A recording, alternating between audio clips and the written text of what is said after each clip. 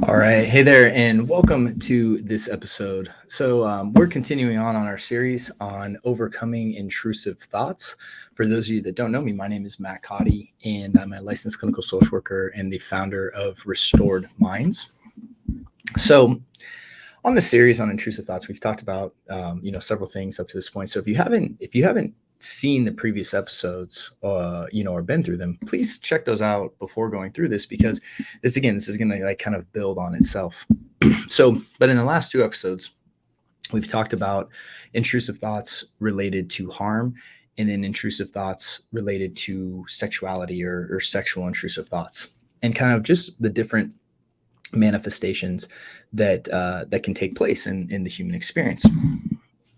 So now I want to talk about really intrusive thoughts that are related to one's faith or religion or even morality. Okay.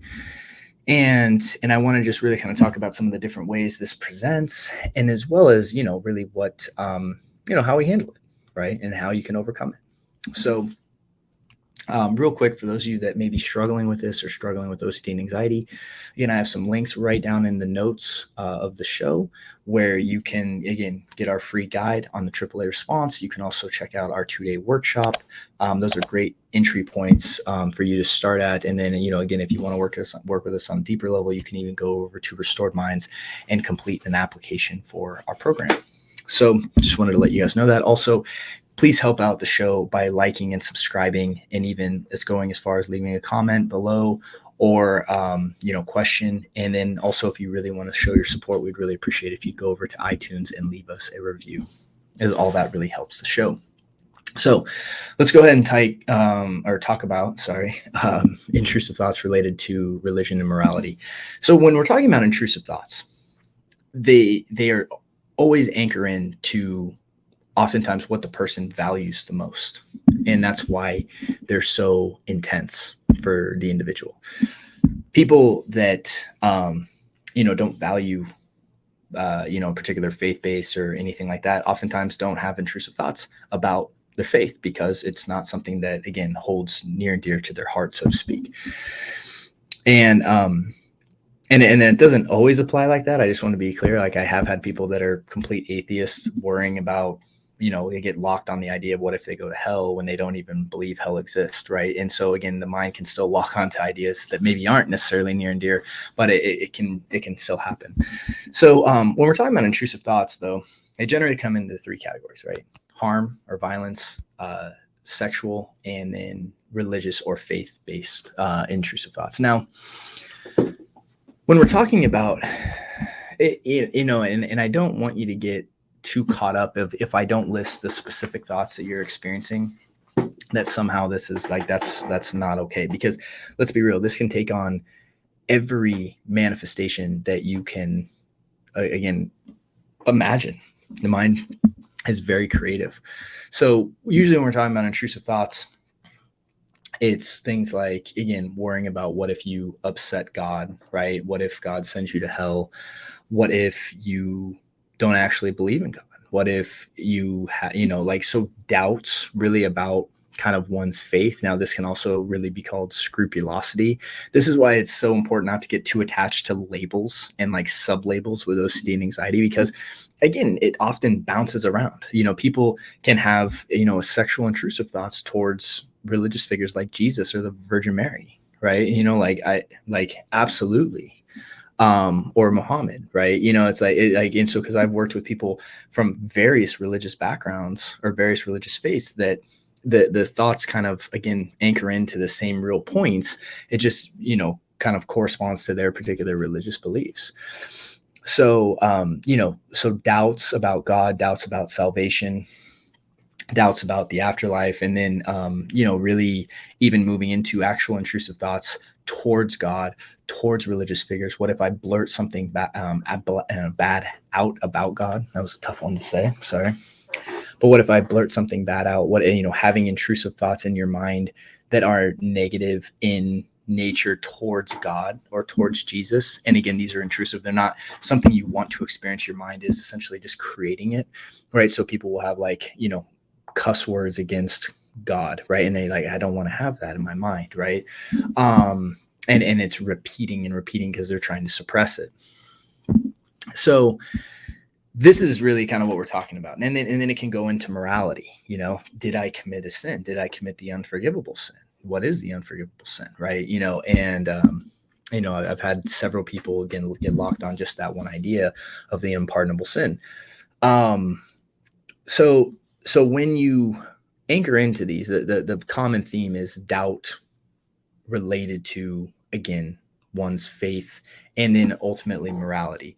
I remember people talking to me all the time about, like, when I hug someone, did I actually commit adultery in the eyes of God? Right. And this is why, just anchoring back into this point again and again, don't look at it so cookie cutter. Just understand that the mind's going to create all these doubting related thoughts. And if you express concern or give validity to a certain idea by reacting to it, it's going to keep creating thoughts around that theme. And it's just how it works. And so it can branch into violence, it can branch into sexuality, it can branch into religion, and it can all kind of overlap, like it's one of those things where it's not like, you don't think I only have this type. That's very dangerous thinking, because then you're more susceptible to get really caught off guard if another intrusive thought and a different theme pops up. So that's why I don't really believe in the cookie cutter idea of you have this form of OCD or this subtype, because most of the time people with OCD and anxiety will have various different thoughts all pop up, in various different themes. And it's not helpful, I don't think, to really go these cookie cutter ideas. Jeez Louise, let's go. So what do we do about it, right? How do we help someone who's dealing with this?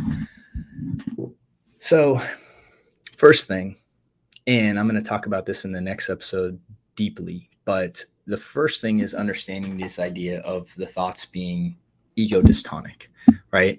So your ego, your self-concept, right?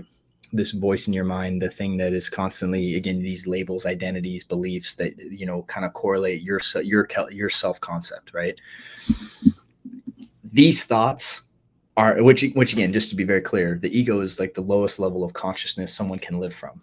It's what most people just live from all the time. They never question it. And we're going to talk about in the next episode the idea of leveling up your consciousness, and how that's absolutely necessary when it comes to recovery, in my opinion, and moving to a higher level of consciousness. But when it comes to the ego, right, this self-concept is who you are, what you believe, all this stuff. And then these thoughts are ego-dystonic. So there's ego-syntonic thoughts and ego-dystonic thoughts. Again, your ego, your self-concept, these thoughts are out of alignment with who you are and what you really want, in your mind, what aligns with you, right? Or your self-concept, should I say. So this first thing is really recognizing these thoughts are ego-dystonic, because if they weren't, they wouldn't bother you, right?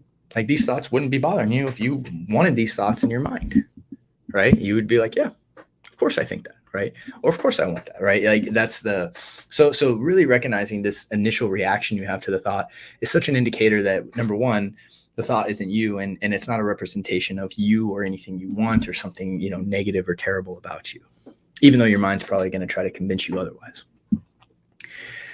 So then, after we understand the idea of ego-dystonic, then, shifting into consciousness is the next part, right? Really understanding that you are the awareness of the mind, not the mind itself. And again, tune into the next episode, because I'm going to go more in depth on that concept. And then on top of that, we move into, okay, so what we need to do is really eliminate all the behaviors that you're engaging in that are perpetuating this cycle, right? It's the whole concept of ERP, because by when we remove the behaviors that you're engaging in, what it does is it doesn't validate the idea that this is actually a threat. So these thoughts, while they may be, disturbing, kind of, uncomfortable, even sick, right? Some might argue, right? Or that might be your interpretation of them. Because you treat them as this intrusive experience and you react and try to remove them, it validates the idea in your brain that they really are dangerous. And the paradox is that your brain keeps producing them because there's this weird loop that you get caught in where it thinks that it's actually keeping you safe or helping you stay safe, because by perpetuating the idea, it's activating your nervous system. And when you engage in behavior, it validates like, oh, that must have really helped us in some regard, right? Or that must have really protected us. So when you're talking about how we heal the body, right, and the brain, is we remove the behaviors, the exposure happens or the thought happens, the nervous system gets activated, the fight or flight response, the sympathetic nervous system, right? And then by not engaging the behaviors, the sympathetic nervous system calms down over time, because it can't, like, it's not like there's nothing we're doing to keep ourselves safe. So it's forced to challenge in, like, is this thought really dangerous? Is this really helping us? Do we really need to do anything about it? And then once our body reaches a state of homeostasis or habituation, then, our brain's like forced to challenge the idea. Oh, was producing that thought even helpful? Right. And that's the whole concept of ERP. Now, here's the tricky part. And I wouldn't even say tricky part, but this is where most people run into resistance when I've worked with them on the scrupulosity or religious themes, is one of the compulsions that people often engage in is prayer. So, and I'm going to tread into some good old muddy waters right now. I know I am. But let me go ahead and start by saying that I'm a man of faith, and prayer is a part of my daily life.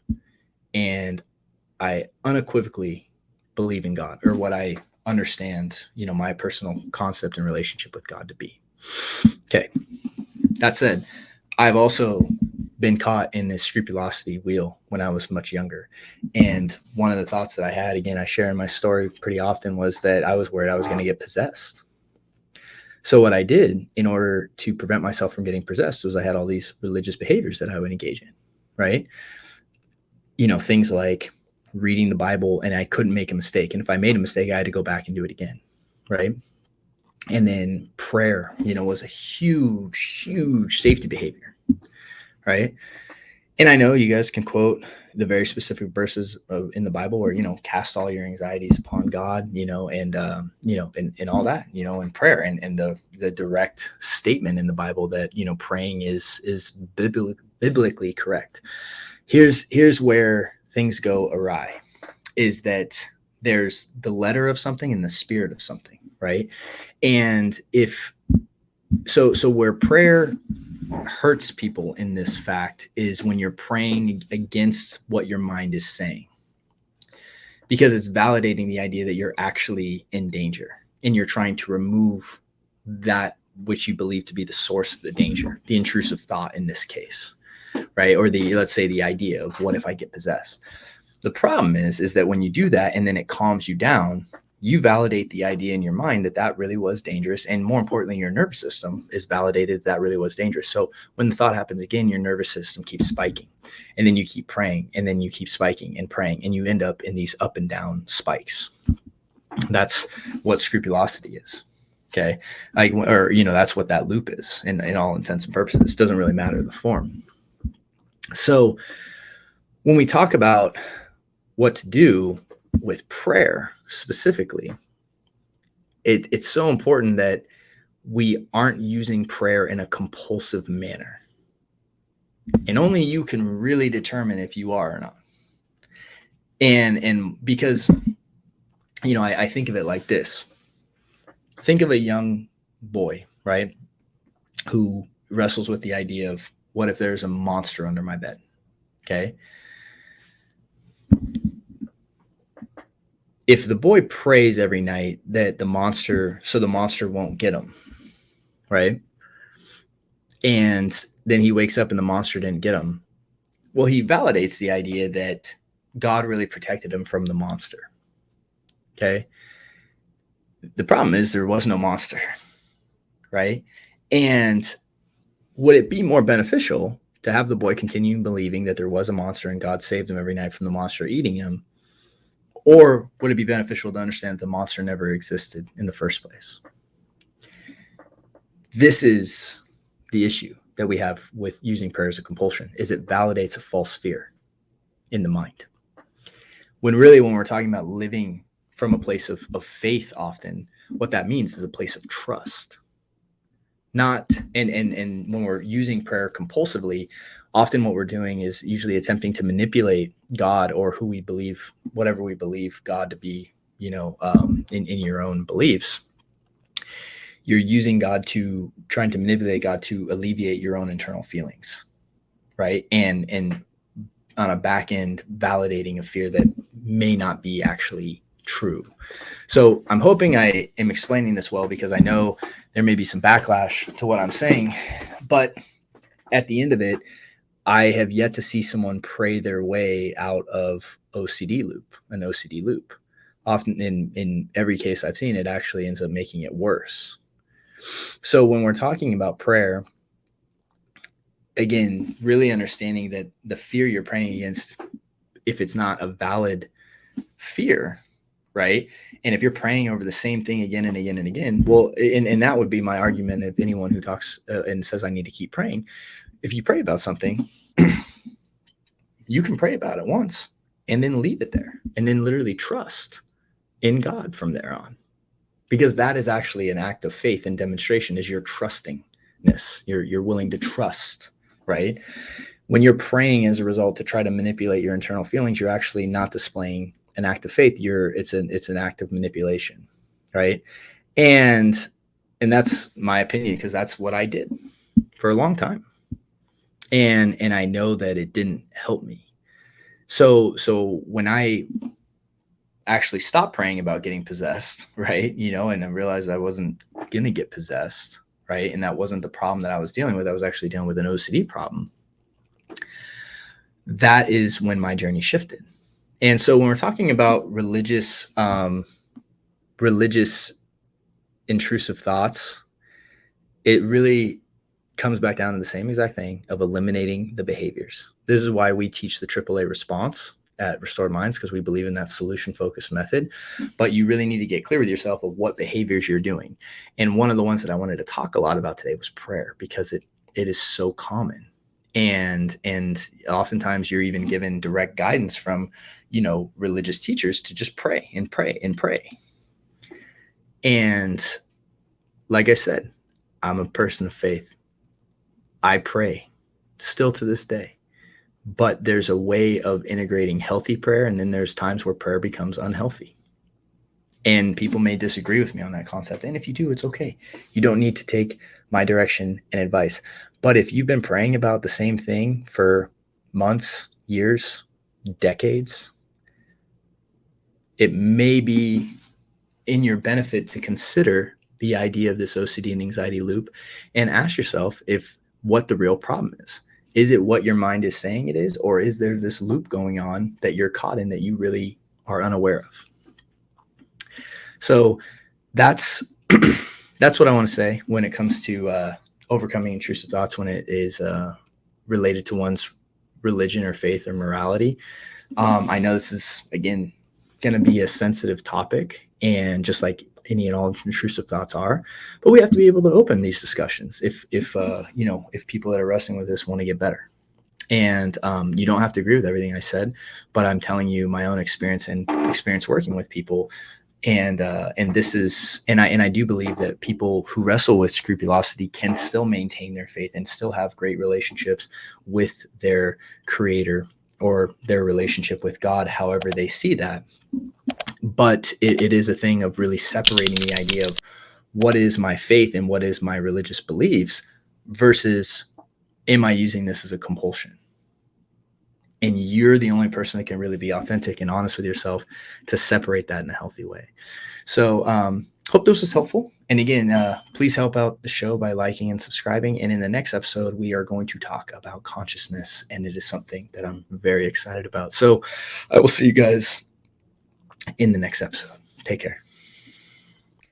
Thank you so much for watching that video. And so if you're struggling with OCD and anxiety, I just wanted to let you know that we have a free training for you over at Restored Minds, where you can start learning how to use our AAA response to really break out of that loop and ultimately take back control of your life. And all you need to do to access is just click the little link below, and you'll be taken to a page where you can register today.